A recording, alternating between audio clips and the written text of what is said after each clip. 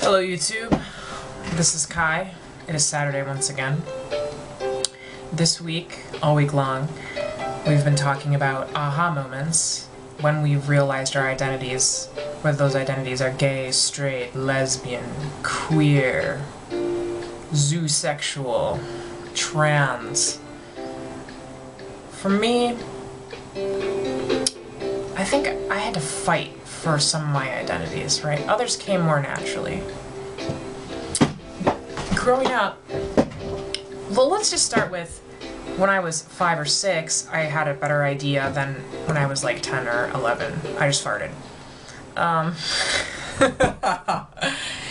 When I was 5 years old, I went to my mother and I said, "Mom, I think I'm a boy." And my mom said, "Okay, I'm gonna take you to therapy." And so I spent 6 months in some sort of psychologist's office, and after that, I didn't think I was a boy anymore. But at least I didn't say I thought I was a boy, but I continued to dress like a boy and play sports like a boy. The kids teased me, they called me it, you know, I went through all that stuff. And then when I started hitting puberty and I started developing breasts and hips, that was like really painful for me because I didn't want those things because they were super feminizing and I was really bummed out about them.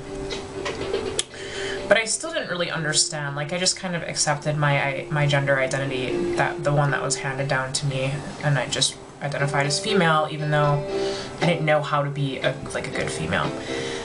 The gay component to me, or queer, because I came out a number of times as different things regarding my sexuality, came a little more naturally when I was around 17. I had this boyfriend for around 2 years, and I had finally broken up with him because he was a total douchebag. God bless his soul, but he was a total douchebag. And I didn't really know like what I was going to do from there. And I was in the middle of my senior semester, and my friend Drew came over to my house because we were working on some sort of environmental science project together, and we were drinking because we were 17, and that's, you know, we were just like kind of drinking for the hell of it. And she got drunk and told me that she thought I was really beautiful and she wanted to kiss me. And I remember thinking, oh my fucking god, this girl's gonna kiss me. Sick. And I wasn't afraid of queer people. I just like didn't really assess it as an option for myself. And so I looked at her and I said, "Drew, I'm not comfortable with that because I'm not like that." And then she totally backed off. About an hour later, we went to bed, and after her little "can I kiss you" comment, I was like, "You can sleep on the floor." So I'm laying in my bed and she's laying on the floor, and I'm just about to fall asleep, and I all of a sudden feel her lips on my lips. She had stood up, leaned over the bed, and put her mouth on mine. And in that first instant that I realized that she was kissing me, or trying to kiss me, I reacted with kind of like a jolt, right? I was wanting to push her off of me. And then I realized that I was just wildly turned on, like electric through my body, like I felt like I could have fucked the whole world, man. And so I just let it happen. And that was how I figured out that I'm into vaginas. And it was beautiful and liberating, and I just like went on to sleep with as many, you know, persons with vaginas as I could after that. So at that point I came out as bi. And then after that, came out as lesbian, and then after that, when I realized that I do in fact like sleeping with penises, came out as queer. So my sexuality has gone through this like overhaul, where I've thought I was one thing and then another and another, because I always felt like I had to fit into a box, and resigning to a queer identity, I don't want to say resigning, accepting my queer identity has opened me up to have a lot of different sexual experiences with a lot of different people, a lot of different bodies. And that, I think, fits me best right now in my life. And do I know if that's going to be the case forever? I don't.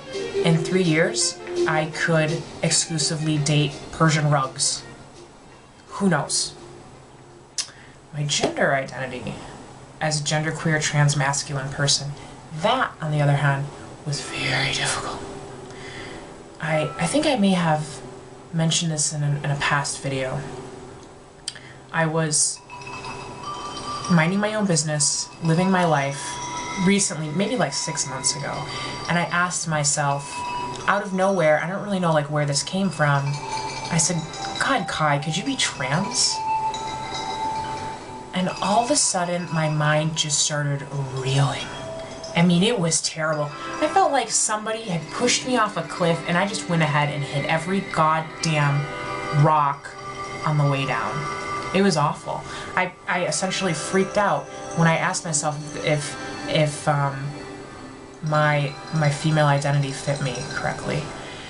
And you know, I would like to retract that it came out of nowhere, because it did come out of somewhere. I'd begun the process of changing my name because I knew that my original name didn't fit me correctly, and I knew that had to do with my gender, but I wasn't really able to place it. And so by asking myself that question, I had all of a sudden become honest with myself, and it was really hard. This brings me back to that whole coming out to myself process that I talked about in the coming out video. I really had to fight for it. And one of the more comforting things for me is that I've always left the door open behind me, and so if I need my gender identity to change, that can happen for me. So would I say that those things came naturally? Yes and no. I think that the queer identities were brought on by my environments, and the gender identity came internally for me. And sometimes you just gotta fight for who you are, and that was the case. I want to thank everybody who voted on the t-shirt options. It helps me a lot. I will let everyone know when I get that up and running. And thank you for spending Saturdays with me.